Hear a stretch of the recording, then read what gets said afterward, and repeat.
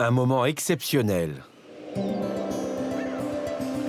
Ce jour-là, la pleine lune domine les remparts de la vieille ville. Saint-Malo, comme chaque année, attire des milliers de touristes français et étrangers.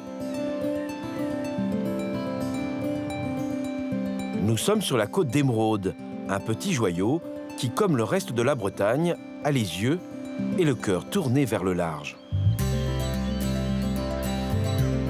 La Manche pour la cité corsaire et la mer d'Iroise ou l'océan Atlantique pour le sud de la Bretagne. Des falaises, des criques sauvages, des plages de sable blanc, des sites paradisiaques que l'on trouve plus souvent dans les pays tropicaux. La Bretagne et ses paysages de cartes postales. Terre de légende, disent les locaux, qui cohabitent avec une nature capricieuse. L'hiver, la météo s'affole, comme ici en mars 2014.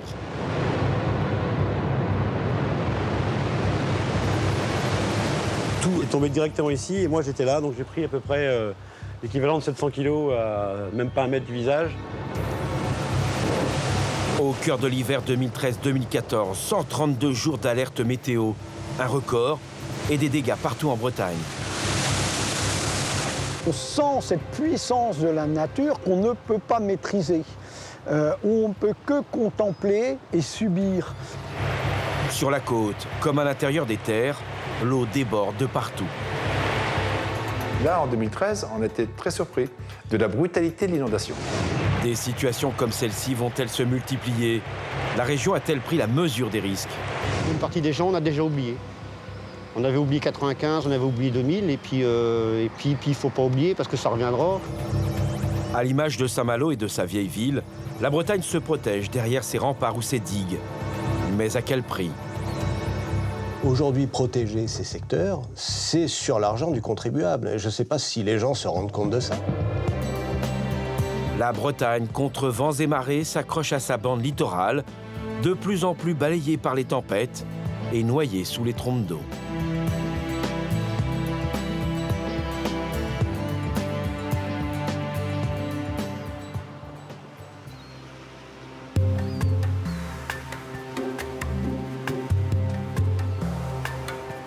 À moins d'une heure de navigation du continent, l'impression d'être déjà au bout du monde.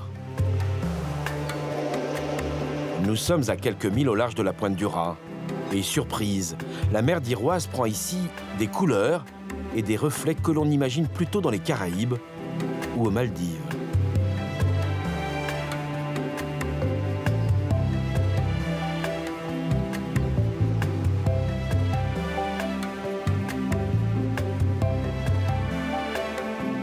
L'île de Sein, un fragment de terre perdue à l'extrême ouest de la Cornouaille et un petit paradis sur terre à certains moments de l'année.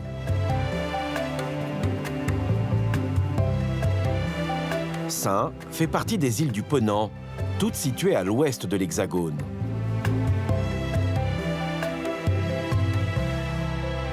« 58 hectares, soit 180 terrains de football, 2 km de long sur 30 à 500 mètres de large. Il faut moins d'une journée à Didier Marie Le Bihan pour faire le tour de l'île. Cet artiste peintre en connaît chaque parcelle. Enfant, il joue autour de la maison familiale. Puis en 2001, il décide de s'y installer définitivement. Un coup de cœur pour une île qui ne cesse de le surprendre. En quelques minutes, quand vient l'hiver, l'île se transforme. Le soleil disparaît sous des couleurs bien plus sombres.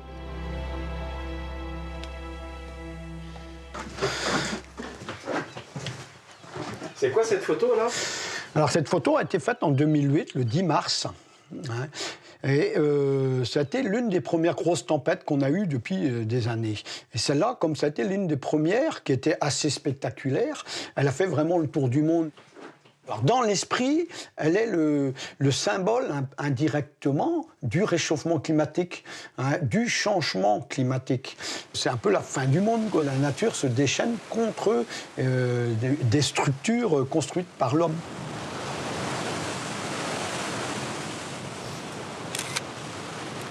Didier Marie immortalise ces moments, un appareil photo ou un pinceau à la main. Avec ses clichés ou ses tableaux, il montre l'océan dans tous ses états.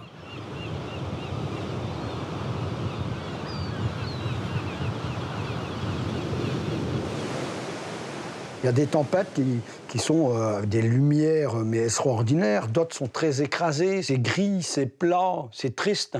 Puis il y en a d'autres qui sont lumineuses, qui sont belles.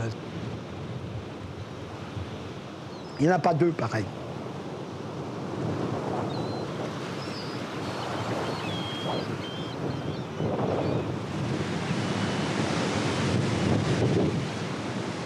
En tant qu'artiste ou même que spectateur, je veux dire, la tempête attire, elle est belle.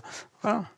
Après, il faut toujours penser aussi à ceux qui sont en mer, les dangers que ça peut représenter. Hein, nous, on a la chance d'être à l'abri, on se sent en sécurité quand on est sur l'île. Je me sens plus en sécurité sur l'île que quand je suis sur le continent. Sur le continent, il y a plein de choses qui volent, on ne sort pas, on ne va pas trop bouger, on ne connaît pas les endroits où l'eau peut arriver. Ici, ce qui devait partir est déjà parti depuis longtemps, ça ne s'envole pas. Au cœur de l'hiver, l'île de Sein compte une centaine d'habitants. Elle fait partie des plus beaux villages de France. L'été, la population est 10 fois plus nombreuse. Arrive l'hiver, la ville devient fantôme. Le 4 février 2014, seuls quelques irréductibles sénans assistent au passage de la tempête Petra. Didier Marie prend sa caméra et se rend en haut du phare. Un belvédère idéal pour montrer la furie de l'océan. Alors moi j'ai pris les images d'ici, là sur le balcon. J'avais senti que ça arrivait vraiment bien fort de là.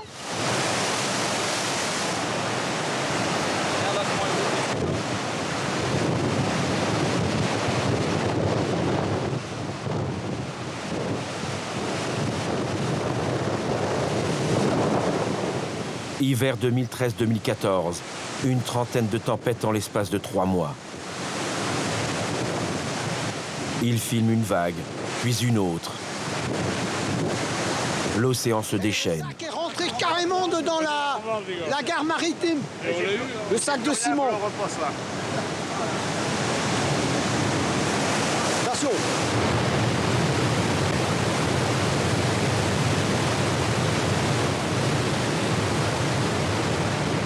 Alors, cette image-là, elle est forte parce qu'on sent cette puissance de la nature qu'on ne peut pas maîtriser. On ne peut que contempler et subir. Et c'est vrai que toute la côte française à ce moment-là, en permanence, était assaillie par les tempêtes. Donc chacun s'est un peu senti concerné par cette image-là.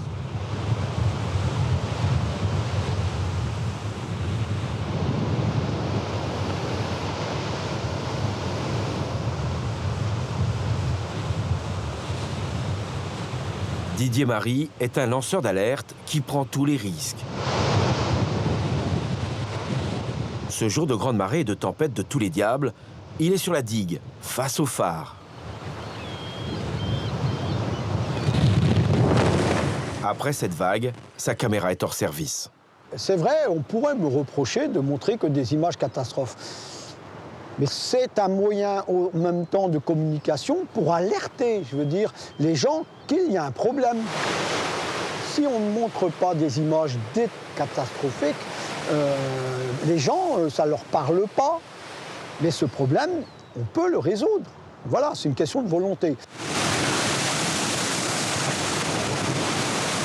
Il ne faut pas non plus se focaliser que sur l'île de Sein. Ailleurs, c'est pareil. Voilà, ailleurs, c'est pareil. Mais c'est plus spectaculaire ici, c'est vrai.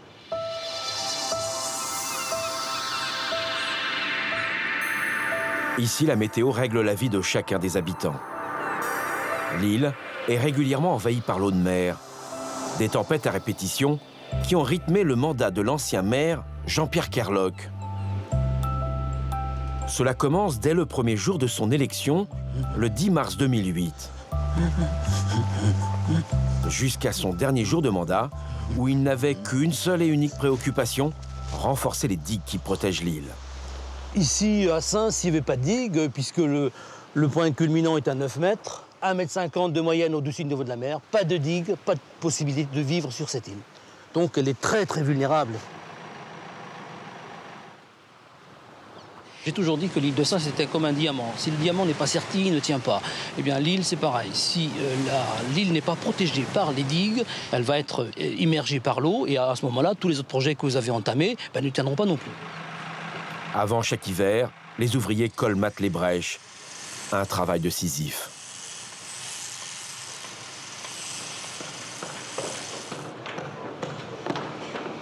Mais là, on a l'exemple d'un ouvrage bien fait. Hein, c'est rassurant, puisque là, enfin, on a des fondations. Il faut savoir que quand on a construit les digues sur l'île de Saints, on les a construites sur du sable. Elles n'avaient pas de fondation.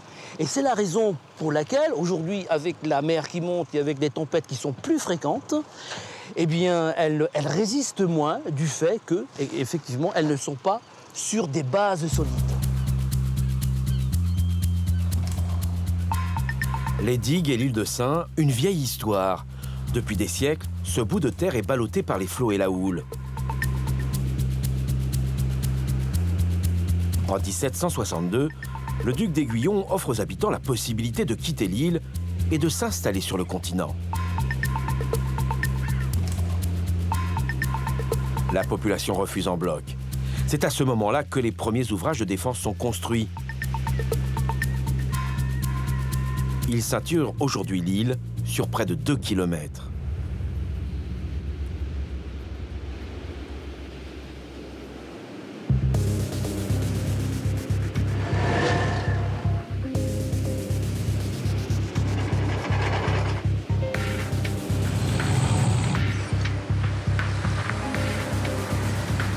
Déjà 2 millions d'euros dépensés pour réparer et consolider les digues existantes. Et ce n'est pas fini. Quand l'océan se déchaîne, de nouvelles failles apparaissent. Ou pire, comme ici, où la terre se laisse grignoter par les vagues. En avril 2015, 700 000 € sont débloqués pour protéger cette zone fragilisée lors de la dernière tempête. Malgré les apparences, pour l'ancien maire, la nature n'est pas si hostile. On peut avoir une grosse tempête. La tempête peut faire beaucoup de dégâts sur notre île, mais l'avantage que nous avons, c'est que la mer se retire. On a des marées hautes qui sont le point le plus dangereux, bien sûr, quand il y a une tempête, mais la marée s'en va. Et quand la marée s'en ira, même si les maisons devaient être envahies par la mer s'en ira aussi et la vie continuera. Vous savez, on est un petit peu comme des Birniques, on est accroché à notre île. Il faudrait vraiment qu'on soit envahi par la mer pour qu'on s'en aille. Moi-même, pour rien au monde, je ne quitterai mon île de Saints. Je ne l'envisage même pas. Résister coûte que coûte, à l'image des anciens qui furent les premiers à répondre à l'appel du 18 juin. L'honneur, le bon sens, l'intérêt supérieur de la patrie commande à tous les Français libres de continuer le combat. 128 pêcheurs de l'île de Saints sont les premiers en France à embarquer pour rejoindre en Angleterre le général de Gaulle. Aujourd'hui, ces habitants ne veulent pas plus capituler, même si l'eau monte. Déjà 30 cm en près de 300 ans et le rythme s'accélère. Jusqu'à 1 mètre prévu avant la fin du siècle, ce qui risque de fragiliser encore plus une île à fleur d'eau. Sur le continent, les experts paraissent pessimistes sur l'avenir de ce caillou breton. À l'île de Saints, ils vont avoir de plus en plus de vagues de plus en plus haut et ça peut faire plus de dégâts sur les digues parce que les vagues vont attaquer plus haut on va avoir, je pense, plus de submersion, quoi. Donc, je pense que le fait que l'île puisse être coupée en deux ou au moins temporairement, c'est des choses qui vont sûrement arriver. On peut imaginer devoir transférer les populations ? Alors moi je suis pas politicien, mais oui, quand on habite sur un caillou qui est très très joli mais qui est pas très haut sur l'eau, ouais, je pense que ça fait peur, ouais.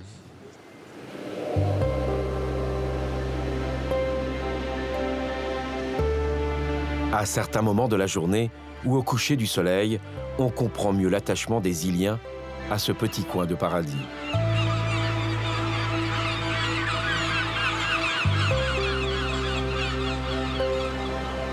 Un jardin d'Éden vulnérable, mais en Bretagne, ce n'est pas le seul.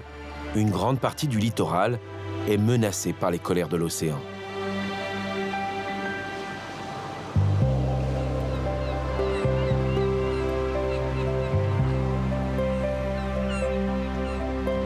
Retour sur le continent. Nous sommes en baie d'Audierne, en pays bigoudin.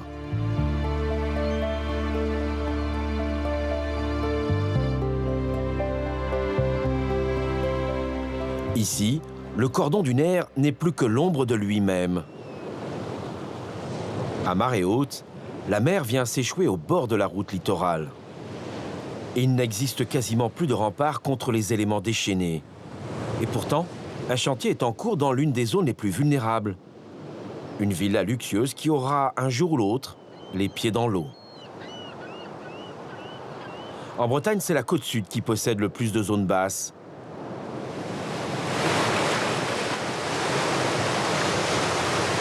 Comme ici au Crozon, où les maisons et certains commerces sont à chaque tempête envahis par des paquets de mer. Ces bandes littorales sont situées le plus souvent sous le niveau de la mer. Franck Barrère est ingénieur à Météo France. Il a co-dirigé une étude sur l'impact des changements climatiques dans cette région. Le pire scénario pour la Bretagne en termes de submersion marine, c'est évidemment une grosse marée avec un fort coefficient. Et pas de chance, ce jour-là, s'il y a une grosse tempête qui passe en même temps que cette grosse marée, on peut avoir des submersions marines très très importantes en Bretagne. La Bretagne, c'est une terre qui est bordée de côtes qui est souvent très rocheuse, mais nous avons quelques côtes très très basses qui sont soumises aux aléas maritimes, notamment les plus célèbres, le golfe du Morbihan, la presqu'île de Gavre à côté de Lorient, le sud Finistère, le secteur Pamar-Tréfiagat, l'île de Sein, qui est une île très très basse sur l'eau, caillouteuse, mais qui peut être submergée par très forte houle et très fortes vagues. La côte nord de la Bretagne, qui est une côte rocheuse mais aussi sablonneuse par endroits, avec des dunes qui peuvent être impactées par les effets de l'océan. Et également le secteur de Saint-Malo, où on a souvent des images très spectaculaires en cas de mauvais temps lors des grandes marées. Matérialisées ici en jaune, ce sont en Bretagne les zones les plus vulnérables. Comme la pointe de Pamar. Son phare est le point le plus haut de la ville. Mais ici, la hauteur des terres ne dépasse pas les 5 mètres.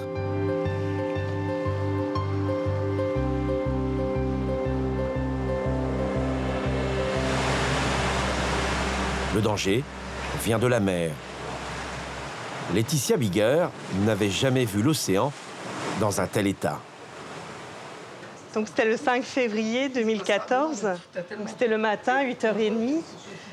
On a eu une vague de submersion qui est arrivée du large et donc qui est passée en fait par-dessus le gros rocher qui est devant le restaurant, le mur, et puis qui est venue se fracasser en fait contre les portes en bas du restaurant. Et c'est vrai qu'on ne s'imagine pas la violence que ça a pu avoir. Oh punaise! Ah! Ah!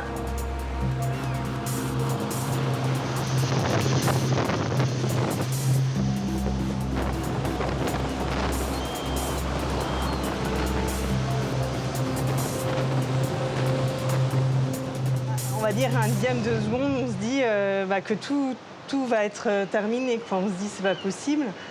Et puis finalement, on se rend compte qu'en bas, toutes les portes sont cassées, que la mer a envahi le rez-de-chaussée et qu'on se dit pourvu qu'il n'y en ait pas une autre après, quoi. Donc, vous n'avez pas peur qu'une nouvelle vague, une nouvelle tempête vienne encore Si. Maintenant, on se méfie beaucoup plus qu'avant. Le Finistère, avec ses 116 communes en bord de mer et ses 1200 km de côte, est le département breton le plus affecté par les submersions marines et l'érosion.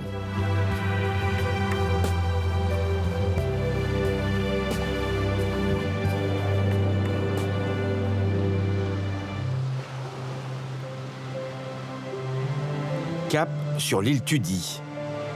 Nous sommes toujours en pays bigoudin. Une terre qui accueille chaque année des dizaines de milliers de vacanciers.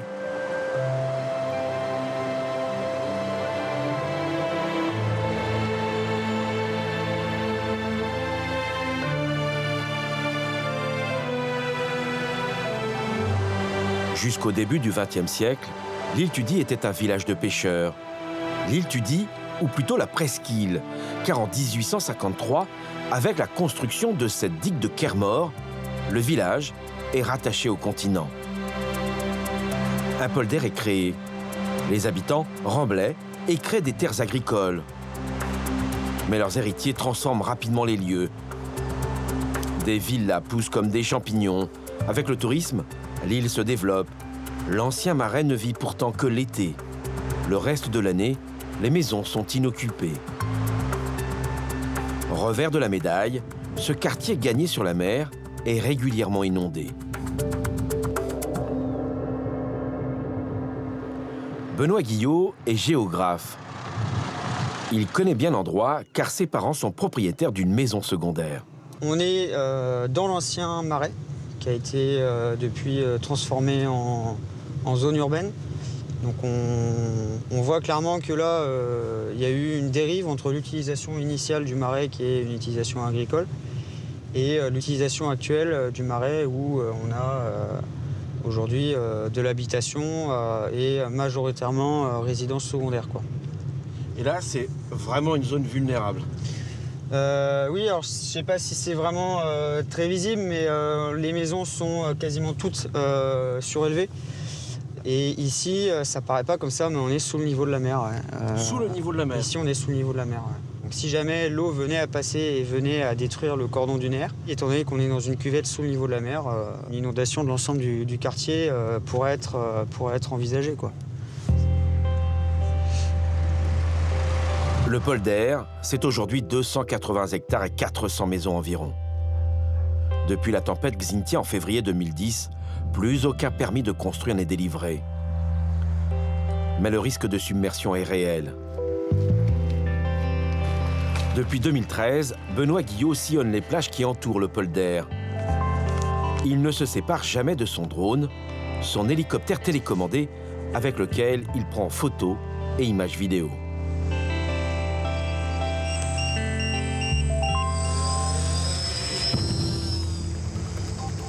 Ce matin, c'est super, il n'y a pas de vent. La luminosité est excellente, il n'y a personne sur la plage. Donc c'est des super conditions pour voler là.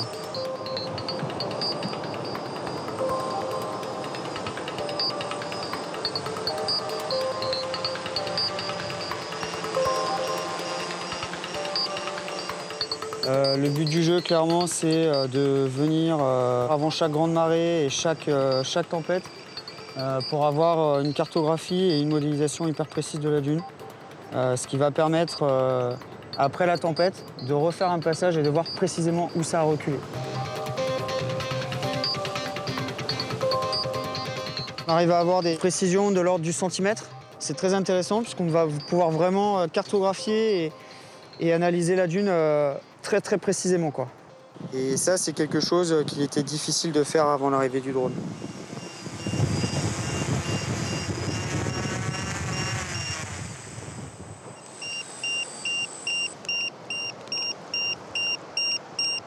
Pas besoin d'outils sophistiqués pour évaluer l'érosion. Elle saute aux yeux. L'hiver dernier, par endroit, le recul, c'était 8 mètres, quoi. Donc c'est une plage qu'il faut surveiller parce que derrière, il y a un nombre assez important d'habitations qui sont situées sous le niveau de la mer. Donc si l'eau venait à passer par ce cordon dunaire-là, ce seraient toutes les habitations qui seraient inondées derrière. Et pas n'importe lesquelles. De jolies villas de vacances comme celle de ses parents. En hiver, pas moins de 80% de ces maisons sont fermées.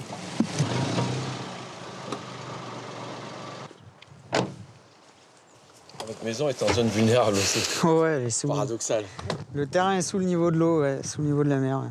C'est ce qui m'a donné envie justement de travailler sur le sujet. Tous les hivers, je revenais, la dune reculait, j'ai cherché à comprendre qu'est-ce qui se passait, quoi.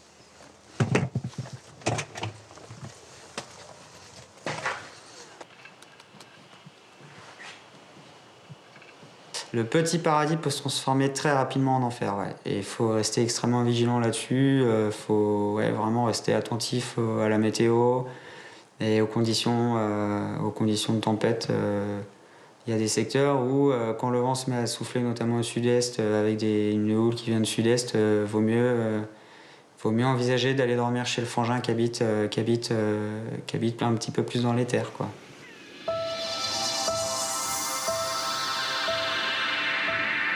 Derrière son apparence tranquille, l'île Tudy est régulièrement balayée par les vents et la houle. Alerte météo fréquente, surtout en hiver.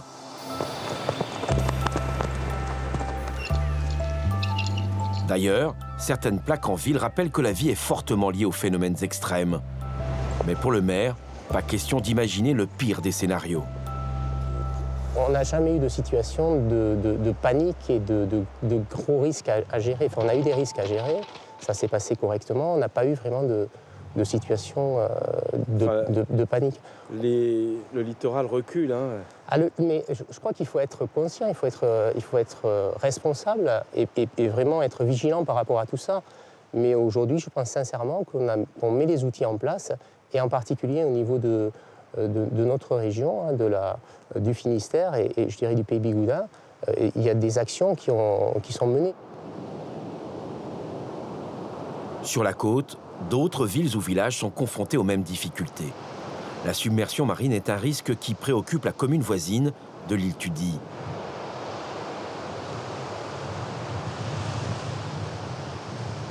Nous sommes ici à Tréfiagat-les-Chiagat.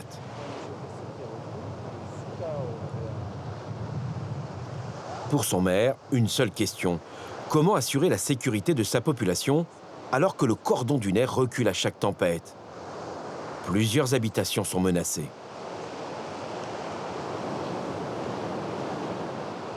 Il faut surveiller la dune comme le lait sur le feu ici. Hein. Exactement. On est bien obligé, hein, parce que je peux vous dire que la situation elle a été critique l'année dernière à la même époque. Et là aujourd'hui, oui, c'est de la vigilance, on est toujours en sentinelle sur les dunes.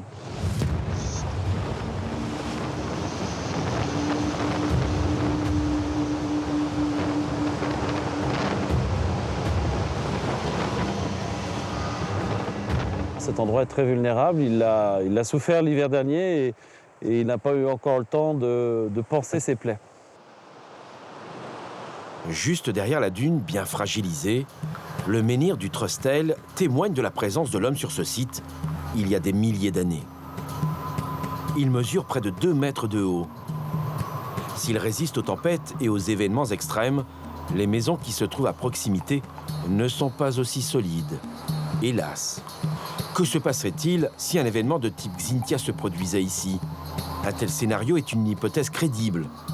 À la Faute-sur-Mer, cette terrible tempête avait provoqué la mort de 29 personnes. Et en tant que maire, vous n'avez pas peur un jour d'une situation comme celle de la Faute-sur-Mer? Non, parce qu'on est quand même dans un autre élément. La Faute-sur-Mer, ça a été vraiment, là, c'est une aberration, j'appelle ça une aberration, c'est qu'on a construit sous le niveau de la mer. Ici, on reste encore au-dessus du niveau de la mer, c'est-à-dire que même en cas de submersion, la mer viendrait prendre, mais elle pourrait s'évacuer. Et puis, contrairement à la Faute-sur-Mer, vous le voyez, les maisons, l'architecture est différente, puisque ici, on a des maisons à étage. Et que c'est déjà un refuge. Donc avant que l'eau puisse arriver au premier étage, on a déjà moins de risques que la Faute-sur-Mer où les maisons étaient toutes plein pied. Et ça, c'était une deuxième erreur au niveau de l'urbanisme. Aujourd'hui, le danger, on le maîtrise pour l'instant. Peut-être que dans 100 ans ou dans 100 ans, peut-être moins, mais dans 200 ans, c'est une autre question. Ou 50 ans. Ou 50 ans, on ne sait pas. Et puis, je dirais même plus loin, pourquoi pas un tsunami? Et à ce moment-là, c'est même plus l'évacuation, c'est la panique. Donc, je pense qu'aujourd'hui, l'évacuation, elle n'est pas au goût du jour.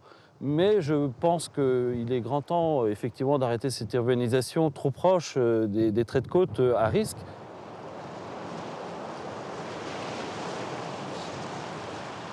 Et là, avec les changements climatiques, vous n'êtes pas un maire plus inquiet? On va dire qu'on espère que les changements climatiques ne seront pas trop rapides. Et s'ils le sont? S'ils le sont, il faudra qu'on prenne des mesures certainement plus importantes que ce qu'on fait aujourd'hui avec des simples travaux d'urgence. Vous pourriez évacuer des populations définitivement, des zones à risque? Alors je pense que là, ce sera au-delà de la responsabilité du maire. Nous, on le fera sur sur la protection à l'instant du danger, mais après ce sera certainement l'État qui le décidera pour nous, oui. L'État ou la nature qui pourrait tout simplement reprendre ses droits et retrouver sa place dans le polder. Pour certains experts, comme Serge Suanez, la politique qui consiste à construire des digues n'est pas viable à long terme. Le prix à payer est démesuré et la protection de courte durée. Si l'on s'en tient donc à l'évolution du niveau marin actuel, on ne pourra pas continuer à protéger toutes les zones à risque. Le coût est exorbitant. Il y a des projections qui sont déjà faites en termes de risque de submersion, ne serait-ce que les secteurs portuaires. Rehausser des quais, rehausser des digues, en tenant compte des prévisions donc, faites par le GIEC pour la fin du siècle, ça va donc supposer des coûts énormes. Donc la stratégie et la réflexion qui est à l'heure actuelle menée, c'est de voir si c'est pas moins onéreux finalement de déménager des installations anthropiques plutôt que de continuer à défendre et de défendre finalement pour rien du tout, puisque sur du long terme ça fonctionnera pas. Le problème qui se pose, il faut bien voir les choses en ces termes, c'est qu'aujourd'hui protéger ces secteurs, c'est sur l'argent du contribuable. Je ne sais pas si les gens se rendent compte de ça, mais les politiques de défense du trait de côte, elles se font sur les impôts. Et donc on est en train finalement de mettre en œuvre des stratégies de défense énormément coûteuses sur ces fonds pour protéger des biens finalement particuliers, on va dire, privés quelquefois. Et c'est là où le bas blesse.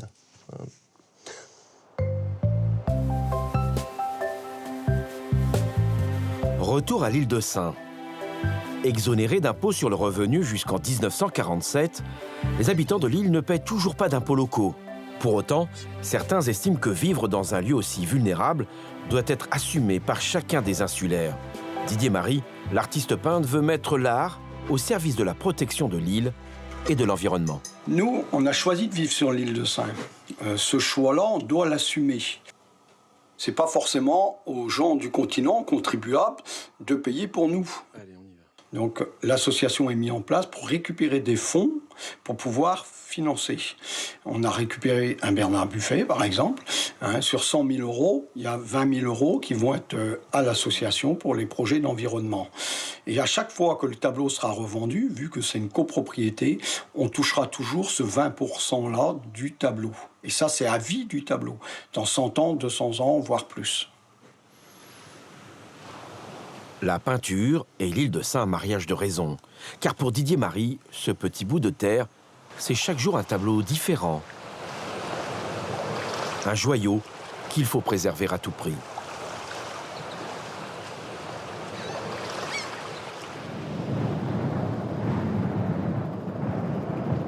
Nous quittons l'île de Sein pour l'intérieur des terres.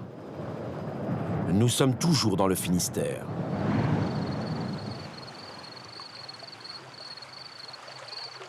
Petit matin calme sur Quimperlé, situé à 17 km de l'océan Atlantique. C'est le pays des Rias, ses vallées fluviales. La ville est un ancien port entre terre, mer et rivière, une zone de confluence où ses eaux peuvent se transformer en torrents ou en raz-de-marée.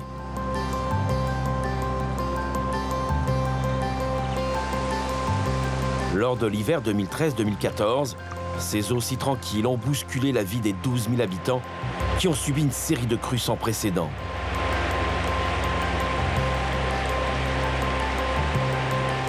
Une dizaine en moins de 3 mois.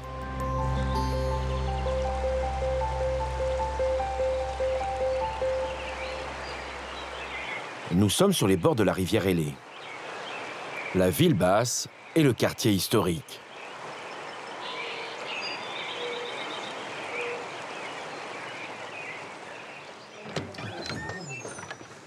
L'eau est montée jusqu'où là? Alors l'eau en 2013, elle est montée jusqu'à là à peu près. Il y a eu 25 cm quoi, grosso modo. Et alors par contre en 2000, il y en avait jusqu'ici. Ah oui, quand même. Ah oui, quand même. Ouais. C'est venu tellement brutalement que on a été pris de court, quoi. On n'a pas prévu l'inondation. D'habitude, quand on est inondé, on voit l'eau arriver dans le jardin, bon, on sait à quoi on va s'attendre, quoi. Donc on peut éventuellement enlever les portes, monter les affaires, quoi. Mais là, en 2013, on était très surpris de la brutalité de l'inondation. Sa maison, qui date du XVIIIe siècle, est prise en étau entre deux rivières. Un endroit magique, sauf les jours de forte pluie.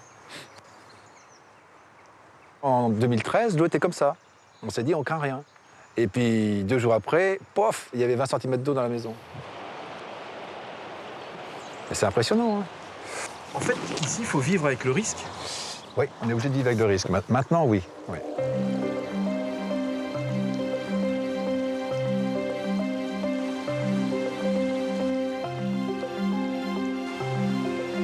Xavier Nicolas préside l'association des pêcheurs du pays de Quimperlé. Il connaît bien les rivières qui entourent sa ville. C'est un réflexe de regarder la rivière, toujours? Ah ouais, tout le temps, ouais. On vient compter les poissons, on vient voir s'il y en a dedans, puis on vient voir les niveaux d'eau, on vient voir le cours d'eau, comment il réagit, quoi. Nous sommes toujours dans la ville basse. À chaque inondation, c'est le quartier le plus touché. Pour Xavier Nicolas, le lit de la rivière est la mémoire des inondations des 20 dernières années. Voilà, nous sommes ici à l'emplacement où la maison est tombée, là, où il y a les empierrements. Quelque temps auparavant, ou 1 ou 2 années auparavant, c'était le jardin qui s'était effondré. Là, il y avait un cabinet ophtalmologiste où il y avait des fissures qui apparaissaient, donc ils ont pris un arrêté aussi de fermeture, de destruction de la maison. Ici, des anciens garages qui s'étaient effondrés aussi, mais ça, c'était au moment de 95.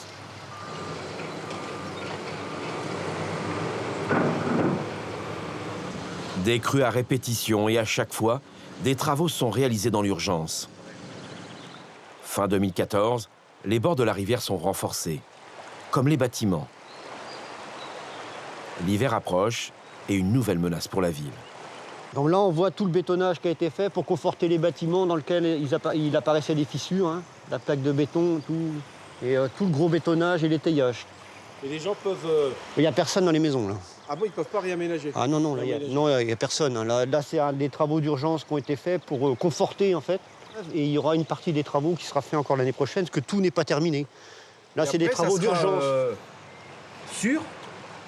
Ah oui, je pense, oui. Oui. Après toutes les études qui ont été lancées, ça n'a pas été fait n'importe comment, là. Parce que vu ce qui s'est passé l'été dernier, je pense que la mairie ne peut pas prendre de risques. Personne ne veut prendre de risques de maisons qui s'effondrent avec des habitants à l'intérieur. Au centre-ville, tous les bords de la rivière sont désormais en zone rouge, zone inondable, ce qui interdit toute nouvelle construction. On oublie vite à Quimperlé, hein, les inondations, les drames. Oui. On a déjà oublié celle du début d'année, je pense. Pour une partie des gens, on a déjà oublié. On avait oublié 95, on avait oublié 2000, et puis il ne faut pas oublier, parce que ça reviendra. Il faut même se dire qu'on pourrait avoir plus d'eau que la crue de 2000. De mémoire de Quimperlois, la crue de 2000 a été la plus terrible. Ces eaux d'ordinaire si calmes se sont brutalement transformées en torrents.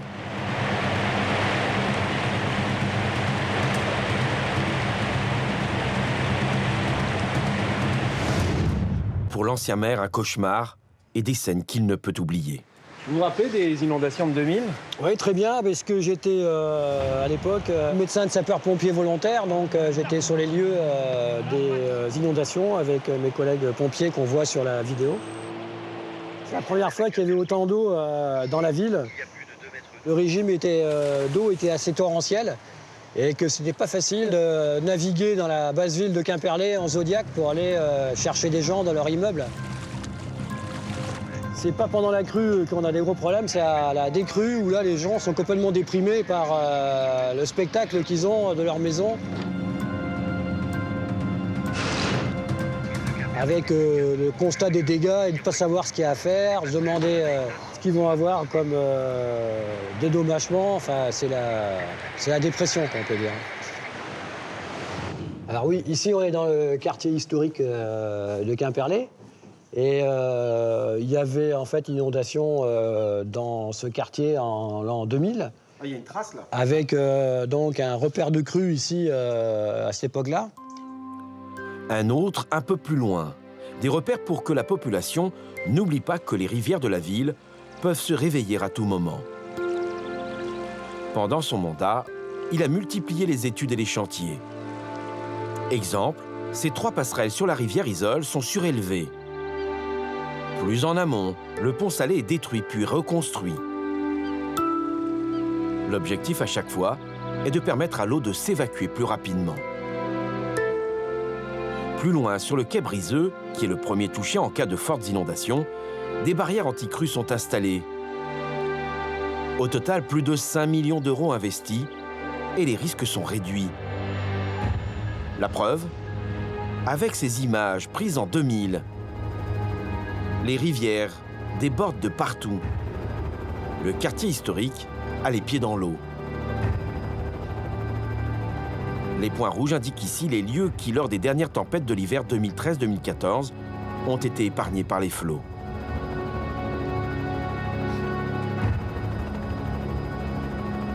Conscient que sa ville est intimement liée aux colères du ciel et aux soubresauts des rivières, le maire actuel a mis en place un système d'alerte et d'évacuation. Oui, ça va bien, oui.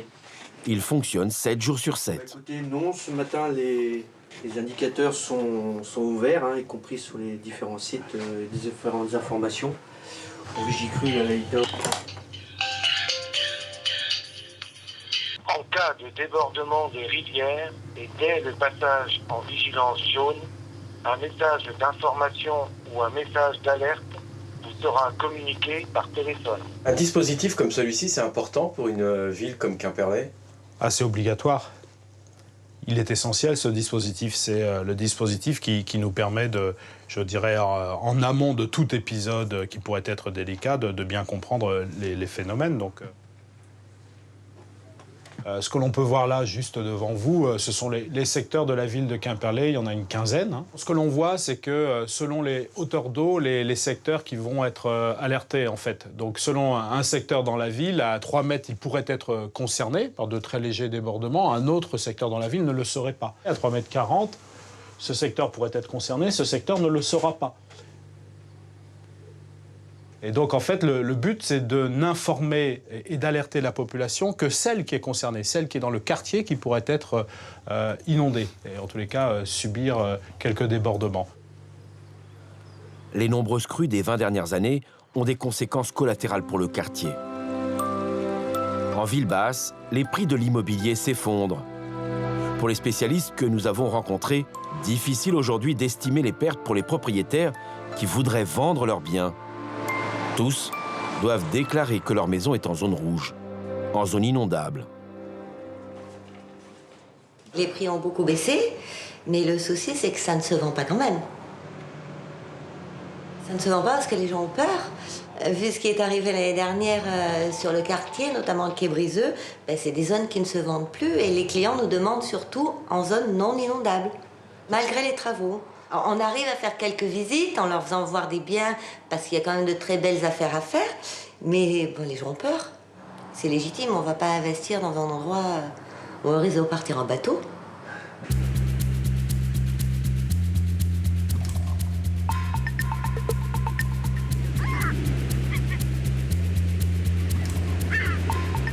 Dernière étape de notre enquête, Saint-Malo sur la côte nord de la Bretagne.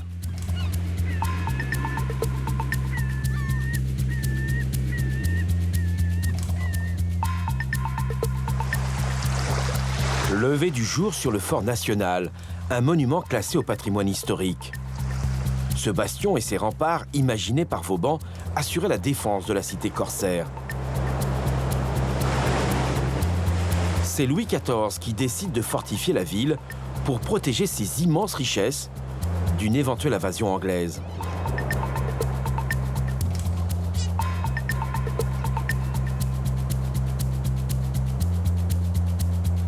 Aujourd'hui, ces fortifications défendent Saint-Malo des fortes houles qui sévissent aussi dans ce coin de France.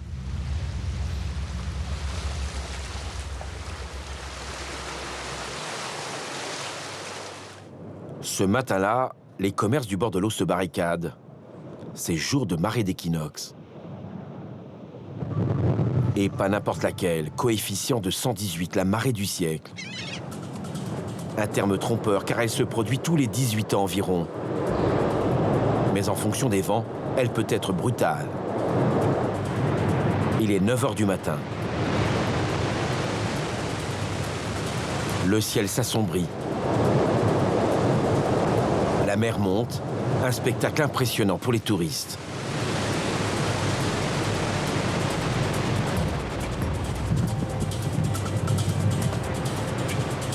La situation peut très vite devenir cauchemardesque. 2 février 2014, la tempête Petra s'abat sur la ville. Un souvenir douloureux pour Vincent Bucaille. Bon. Vous êtes fermé aujourd'hui? Oui, je suis fermé pour les grandes marées, là. Pourquoi vous avez peur? Peur, non, mais c'est juste pour jouer la sécurité pour la clientèle, aussi bien pour la clientèle que pour moi, par rapport à ce qui s'est passé l'année dernière.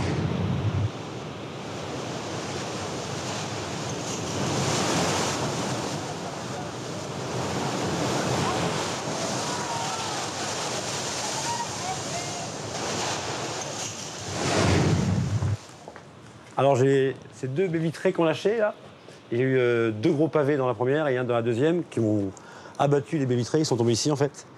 Et puis et donc l'eau est rentrée pendant 2 h 15 dans le bar.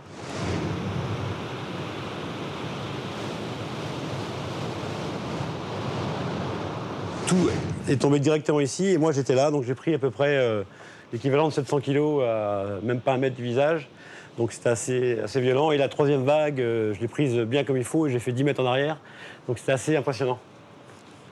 Et là, c'est la photo du jour J, là, du 2 février, que j'ai mise là. Il n'y a plus de baies vitrées, les vagues rentrent dans le bar.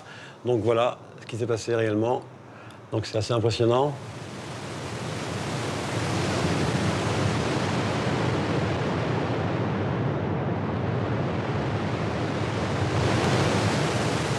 Et ça peut arriver encore? Ça peut arriver. On est à l'abri de rien du tout. Même en renforçant au maximum, en mettant des choses supplémentaires derrière, on n'est pas à l'abri de quoi que ce soit. Et vous vaudrait mieux pas partir? Si. Ah oui. Si. Il vaudrait mieux s'en aller. Il faudrait vraiment qu'il n'y ait personne ici quand ça lâche. Mais c'est une bonne affaire quand même. Très belle. Oui, c'est une très belle affaire avec beaucoup d'habitués. Donc il faut prendre parfois des risques. Il faut prendre des risques. Mais là, je ne prends plus aucun risque dès qu'il y a des gros coefficients. Donc voilà. Son bar est situé sur la plage de Rochebonne, dans le quartier du Sillon. Avant la construction de cette digue à la fin du 19e siècle, il n'y avait derrière qu'une succession de moulins à vent. Aujourd'hui, en première ligne, s'affichent des villas Belle Époque. Plus loin, des résidences luxueuses. Pas moins de 450 hectares qui se trouvent en zone submersible, c'est-à-dire en deçà du niveau de la mer. Il est midi, la marée descend. À Saint-Malo, avec un coefficient de 118, le marnage, la différence entre marée haute et marée basse, atteint près de 14 mètres. Les services de la mairie profitent de ces moments pour inspecter chaque mètre carré des digues et des enceintes qui protègent la ville. Il ne peut y avoir la moindre fissure, car les vagues profitent de la moindre brèche pour s'infiltrer. En situation normale, il n'y a pas de danger. Concrètement, ce que vous voyez là, les anciens qui ont construit cette digue donc, au cours du 19e siècle ont bien prévu une marge de sécurité importante. C'est-à-dire qu'ici, là où les gens se promènent donc, sur la promenade, on est 2 mètres au-dessus du plus haut niveau des mers. En situation normale, y compris de grande marée, on ne craint pas grand-chose. Par contre, il faut effectivement vérifier l'état des ouvrages pour voir s'il n'a pas été endommagé par un fort coup de mer. Pas de danger ce jour-là, mais la ville imagine toutes les hypothèses, y compris les pires scénarios. Une grande marée avec de forts coefficients, des vents violents de nord-ouest et une tempête brutale.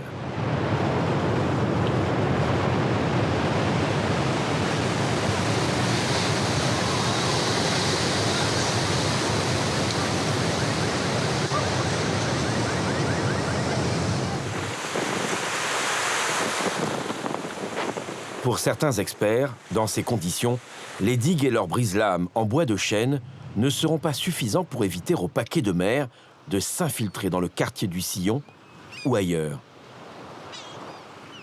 Le maire de la ville en est bien conscient. Malouin d'origine, Claude Renoux sait qu'il est impossible de lutter contre la mer. Elle a toujours le dernier mot. Ce qui est inquiétant pour nous, c'est la tempête. Ce sont les vagues qui attaquent donc la côte. Qui attaquent le Sillon, qui attaquent le Sillon, qui attaquent toute la côte, oui, effectivement. Mais le Sillon, c'est quand même un quartier qui a été gagné oui, sur la oui, mer, c'est un quartier qui a été... vulnérable. Oui, mais il y a le Sillon, mais il y a aussi, les ouvrages qui protègent le port, bien sûr. Oui, mais le Sillon, ça vous inquiète pas pour les habitants? Eh ben, les vagues, toujours, je répète toujours la même chose, c'est là où ça peut être inquiétant, effectivement, et c'est pour ça qu'on surveille en permanence tous les ouvrages de protection à la mer, les digues. La montée des eaux ne semble pas l'effrayer. De 80 cm à 1 mètre, d'ici à la fin du siècle, ce n'est pas le plus inquiétant pour lui. Je pense que le pire scénario, ce serait vraisemblablement que on ait une grande marée comme aujourd'hui. Une très grande marée comme aujourd'hui, avec une extrêmement forte tempête de nord-ouest. Habituée aux hivers rigoureux, aux tempêtes à répétition, la Bretagne s'adapte peu à peu aux nouvelles conditions climatiques. Sur le littoral, sud ou nord, la montée des eaux et les changements climatiques risquent de toute façon de rendre la vie des populations plus compliquée. L'hiver surtout, les quartiers situés en première ligne resteront les plus exposés. Les experts prédisent des scénarios qui pourraient pousser le gouvernement à déplacer des populations entières. Mais peuvent-ils prendre un tel risque politique ?